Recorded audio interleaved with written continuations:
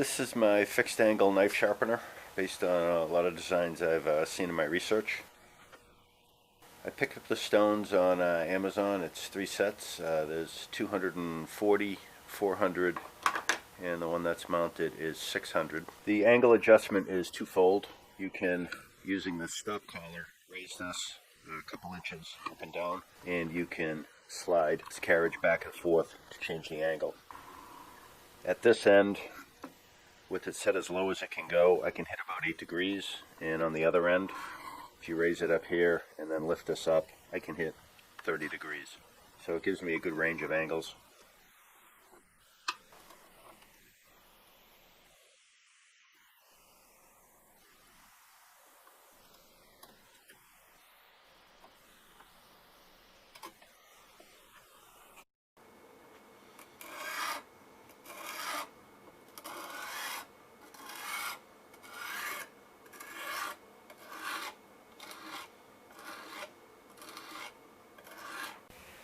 The sliding and pivoting of this jig is accomplished basically with these 2 blocks. There's holes drilled in all 3 directions, this way, and this way. The up and down pivoting, there's a hole going through both blocks, and this is a screw post type of bolt. On this side it's fixed into the wood, and on this side there's a nylon bushing that allows for the pivoting to happen. The left and right pivoting is essentially just a hole down through here with 2 nylon bushings. And then the in and out is there's a hole this way with 2 nylon bushings on either end to provide for that motion. All the hardware you're looking at here, the wood was scrap wood. The hardware was about $7.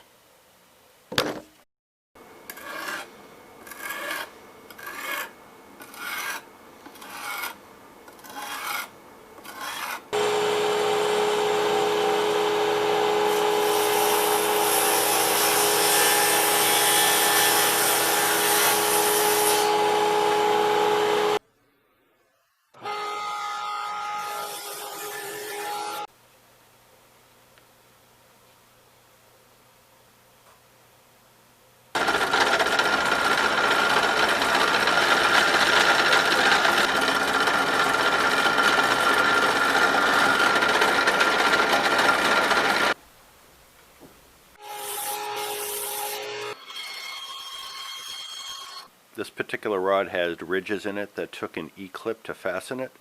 There's a washer, and then a spring washer, and then another washer. This is a saddle-shaped washer made out of spring steel, and it provides just enough give to allow for subtle movements, just a little bit of compression to keep pressure on these 2 pieces so that the stone won't slip out. And up here it's just a wing bolt with a T-nut.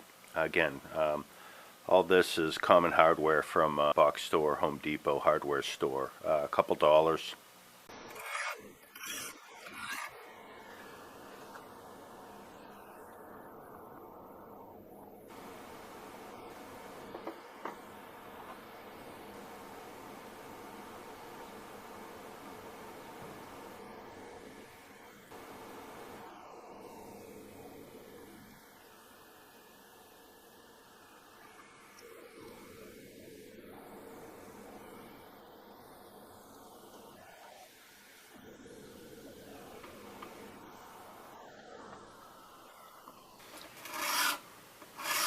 The holding mechanism is just a piece of mahogany with a couple steps milled into it, and I use washers with screws to hold various size knives, very narrow blades here.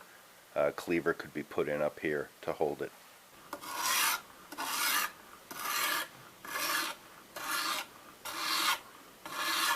The whole base of it, this slot was formed by laminating 3 pieces of wood, so you don't need a router.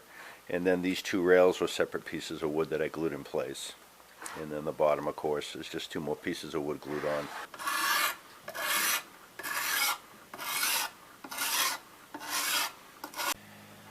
Well, there's really not much else to say. These 2 shafts both came from a printer. This one happens to have an E-clip that was on it in the printer that I had, and that came in handy. And this shaft, I think, came from a different printer. It's 3/8 inch in diameter, and I obviously cut it a little shorter. The carriage that holds the riser block is just 3 blocks of wood glued together, hole drilled down, hole for the set screw. The screw that rides in the slot is just for a toilet flange bolt. The knobs just mark a circle, drill 4 holes around the perimeter, cut out the circle with a hole saw, cut another cylinder with a smaller hole saw, glued them together, and what I do is I just press in a coupling nut. That's just a friction fit, and you have an instant knob.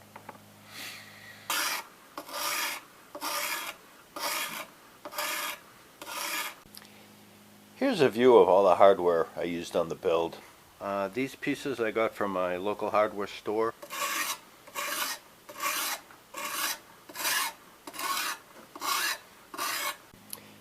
The set of 4 stones was about $20 delivered to my door, by far the most expensive part of this build.